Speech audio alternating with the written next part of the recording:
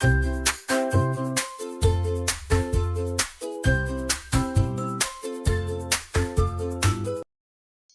guys! So for today is gagawa ulit ako ng unboxing na madalian. So wala nang ayos-ayos to. Ito na yung everyday itsura ko dito sa Kuwait. So ayan. So guys. So meron akong again order. Daming order. Daming ganap. So ayan siya. Actually kumuha ko nito kasi everyday lumalabas kami. So need ko ng bag for outside. Like for example, put my stuff, ganun. Like mga mga napkin or mga personal use, ganyan. Power bank, yung isa ko pang cellphone. So, dapat maganda yung bag ko. Kasi yung bag na nabili ko dati sa isang shop is matagal na siyang, matagal na siyang sira. So, syempre, deserve ko naman bumili ng bago. So, actually guys, dito to sa Kuwait, so i-indicate ko na lang dyan yung shop nila kung saan nyo sila pwede mabilihin, which is good quality naman siya, and then yung price niya is good quality, good din para sa ating mga OFW dito sa Kuwait. So lahat ng mga kababayan ko dyan na gustong mag-order, so i-indicate ko po dito yung shop nila.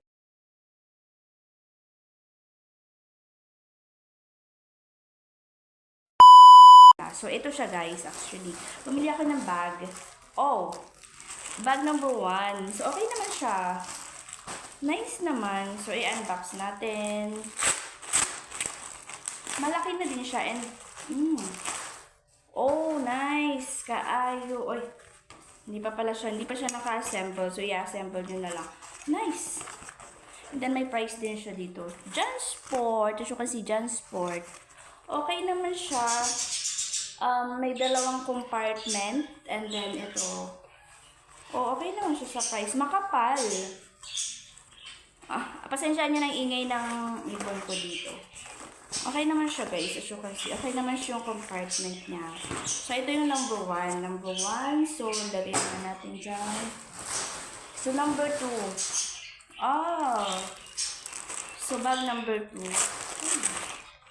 Unbox ulit natin. Ay, okay naman siya. Okay siya para maganda sa... Oh, nice. Dalawang compartment din. Ano to? May din sa loob. Ay, ang cute. May pa-free sila. Okay. Dalawang compartment siya. Tapos meron pa ditong compartment. Ano ba? Oh my God, parang sira pa yung compartment.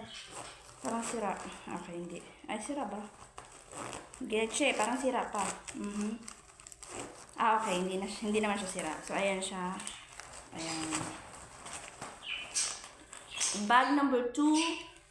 And then, actually, order ako guys ng sapatos. Yung kulay itim kasi lagi kami pupunta sa Bilbar. So, syempre, ang daming alikabok doon. So, yung sapatos ko kasi is white. So, I need to change na din for the better. So, kumuha ako, order ako. Which is good. Hindi naman ito mahal. Yung pang everyday use ko lang. So, ito siya. Fit naman siya. Oh. Let's check.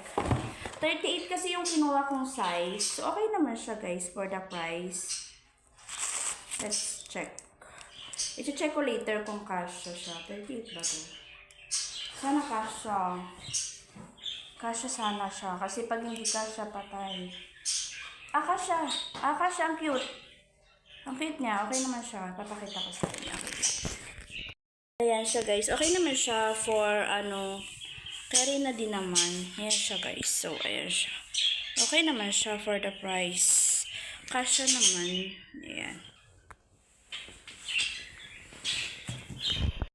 So, ayan. Okay naman siya. Kasya naman siya. So, ayan. Yung number 3. Ito yung kapares. Size 30. Ito naman nakalagay. And then, last but not the least, in-orderan ko kasi yung anak ko. Actually, hindi ito yung available nila, pero baka pwede na din ito. 38. Parang kay Athena ata ito magkakasya. Ito siya. Kasama siya. So, 4 items. So, ito yung pang-apat. Okay naman. Sana kasya kay Tinay. Kay Tinay na lang ata to. Baka magkasya siya kay Tinay. So, ayan siya guys. So, ito yung items na nabili ko sa shop na to. So, yun lang, madali ang unboxing lang. So, don't forget to like, subscribe, and hit the notification bell for more updates for my upcoming videos. Thank you guys. So, Raquel signing out. Bye-bye.